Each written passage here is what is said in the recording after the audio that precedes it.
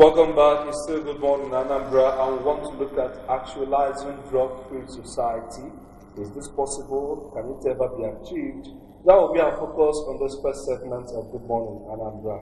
And we have Mr. Sule Momodu, State Commander, National Drug Law Enforcement Agency, here with us, Anambra State, here with us to look at this issue. Mr. Sule, you're welcome to the program. Thank you very much. All right, let's begin with the question. What does it mean to say that this society is drug-free? What does it mean? Is it ever achievable? Well, if you say this society is drug-free, we should know what we're talking about. Okay. When we normally talk about drugs, we're talking of drugs that are illicit, drugs that are prohibited, drugs that are prohibited. So the question is, can we have a society that we don't have such drugs? Sure, we can. How? Combination of various efforts from the law enforcement agency, NDLEA, from parents, from traditional rulers, from religious leaders, from opinion leaders, and then, most importantly, the youths. Okay. That are involved in taking such drugs. What are the roles these particular stakeholders, what are the roles they will play to ensure that we actually achieve that drug-free society? First, parents must be good parents. They must bring up their children, making them understand the implications of abusing, of taking such drugs. That is one. Two, there must be also parents taking interest in what their wards do at home and out of home. Then the religious leaders, it behooved on them to continue to preach, to continue to preach in their various places of worship the devastating effect of people who do drugs, and why the members of the church or of that congregation, whether Muslims or Christians, should not get involved. Why they should ensure. Then again, the law enforcement agency, that is NDLEA most in particular, will have to be up and doing in its responsibilities. And most importantly, we can achieve a drug-free society if we want security. So the various group of people I've mentioned, even principals, teachers, you see, the upbringing of an individual, of individuals in a society, will help to ensure we have such a dream come true. Now, the upbringing of some individuals, but let's look at the International Day Against Drug Abuse and Substance Abuse that was just celebrated at the illicit trafficking, where the theme was justice for health and health for justice. Can you let us into the mindset behind that theme? And maybe in the next 1 year, what can be actualized through the implementation of that theme? Well, it says health for justice. Justice for health. Yeah. It presupposes that people who have drug problem will have access to justice. In having access to justice, we'll have access to treatment. We'll have access to rehabilitation. Again, justice for health. It also means that those who are adversely affected by those who are involved in abusing drugs will also have justice for their head. Now, by implication, Do you think Nigeria as a country is driving towards this thing? Do you think the major components or stakeholders are doing enough? You mentioned what they must do. Do you think they are doing enough already? Especially, let's start from your first jurisdiction, which is NDLEA. Do you think NDLEA is doing enough to ensure that people who are affected by drugs or people who are victims of drugs do also have access to rehabilitation? Then that those who supply it also are prosecuted within time. Now, if you look at prosecution, we take people to court within the constitutional limit. But the question is, if you go to court, what happens there? Especially the defense counsels, people who defend these people you take to court. Okay. We took somebody to court in 2013. Judgment was just delivered this month. So look at it. 2013. That's close to 6 years. Yes. 7. Nothing the defense counsel did not do to frustrate this case.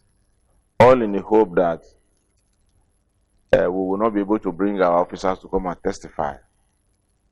All in the hope that the present commander might not will be removed and the next man might not want to. Yes. And I remember when judgment was passed, the altercation between the defense and the family of this man.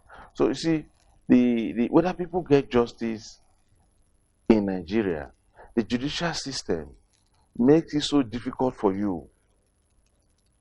The judicial system makes it so difficult for you. Even looking at the NDLA legislation, we don't have 12 years. We have 15 years. We have 25 years. So at times you wonder where judges manufacture their judgment from. Is it that they are not properly schooled? No, it's not that they're not properly schooled. Let us not deviate from that question you've asked. So, for the NDLEA, we will continue to do our best. That is within our reach to do. No. Then, in this state that I preside over the affairs of NDLEA, the governor of the state has been so wonderful. The Igwe of Obosi, the Igwe of Ogidi, we have these two traditional rulers have been extremely supportive. Two traditional rulers. How many do we have? Traditional rulers we have in Anambra. We can talk of two out of 170-something communities. There's a problem there.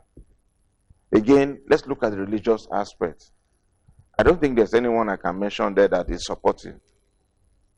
That is really saying, I have made efforts.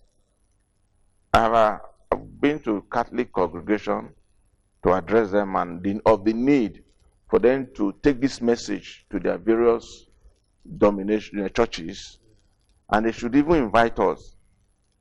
I have not even received an invitation. I'm not even sure they are talking it there. How many parents actually understand their role? Again, for the teachers, for the principals, we've been talking to them. Take, for example, the governor of the state, Chief Udo Biano, said every government school should have a drug-free club. Eh? Our first edition was won by a particular school. The second edition was held in that school. The school did not participate. I don't know that you understand me. So the point I'm trying to say here is, the various groups we have in a society, they are very good at talking, but they are not good at action. In this state, Anambra, I can only talk of 3 individuals the executive governor of the state, who is so wonderful, who wants to get the issue of drug reduced to the barest minimum, the Igwe of Ogidi, who sponsors our radio program, who sponsors our quiz, the Igwe of Obosi, who has been very vocal about his community, the need for us to do something. Where are the others? So you see, drug fight is a fight for everybody. It's not to say NDLA is not doing this or government is not doing that. You have a role. Now, so some people will say that their roles in this aspect is to an extent limited. Especially, you've heard several complaints where people say that they report to NDLA and their secrets are not kept. So it seems as if tomorrow they are discouraged to cooperate with them. It has never happened. I have never heard somebody say that. It has never happened in NDLA and it will not happen. Anambra. Yes. You can vouch for Anambra, but what of other I don't know of other places. I'm here in Anambra, so I only talk about Anambra. All right, we'll continue with the discussion. We spoke to some people on the street to ascertain also their take on how we can actualize a drug-free society, and this is what they have to say. Government has a role to play in the sense that they should organize enlightenment program, call the youth together, teach them, direct them through the Ministry of Youth Development. There is this program they say Catch Them Young. Let the government emphasize on that. Gather our youth, especially the young school leaders. Talk to them, tell them the implications of indulging in drugs.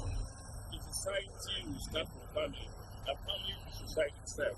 So if parents start from today and making sure that their children are not taking drugs, society will drug free. It starts with the parent early orientation. Then it comes back to if there is a kind of a policy to selling it. You leave the person that is selling and you now arrest the person that is smoking it. I don't understand. So the earlier the policy to arrest who is smoking and who is selling, the better for us. So many factors that are involved. The upbringing, our parents, I think that should be the first thing. Then I think they are those that should start the sensitization first. Let them educate the children, let them tell the children what they do that will make them, go out of the track. You catch them young. When these children are younger, education by the parents, not only the teachers. The teachers cannot give them up. The parents have to educate these children. These are the dangers of this drug. Children limited by example.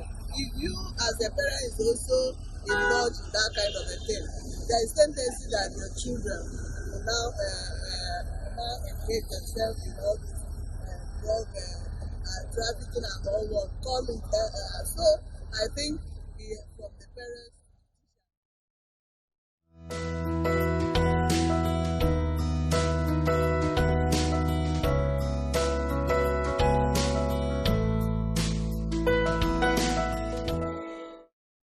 You're welcome back. It's still Good Morning Anambra, and we're looking at the topic Actualizing Drug-Free Society. We just spoke to some people on the streets who heard their views and gave reactions on how we can achieve this.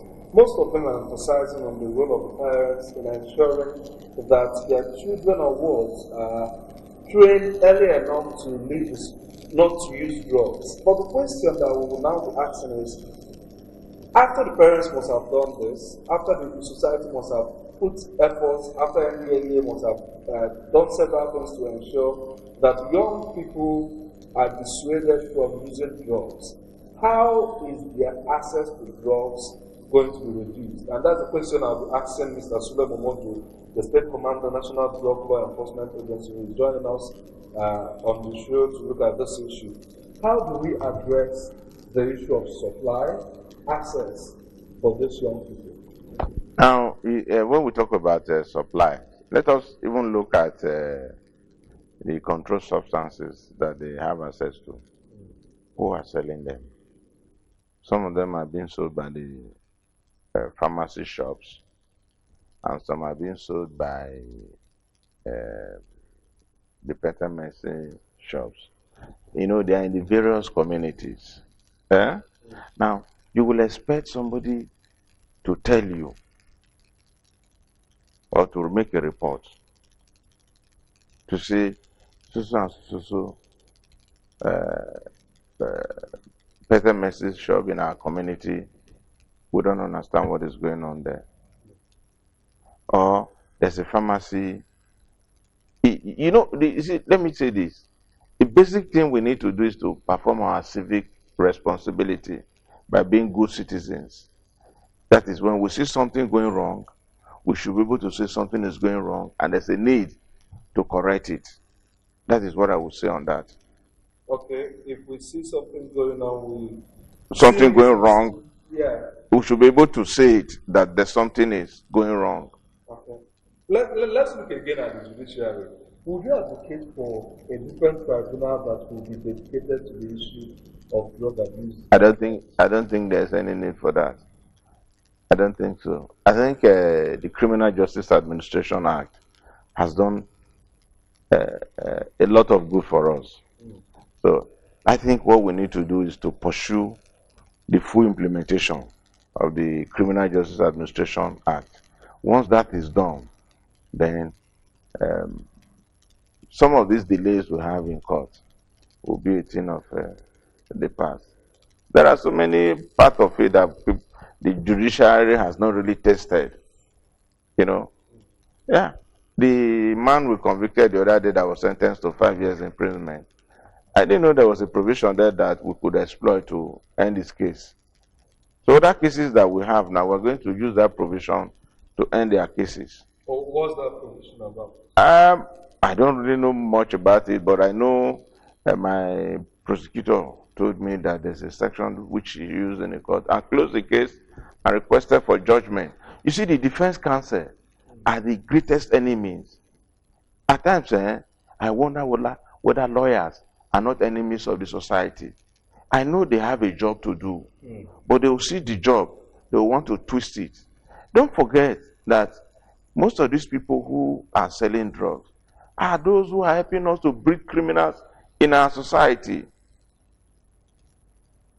If we take somebody to court in NDLA, 99.9%, we're sure that we'll have a solid case.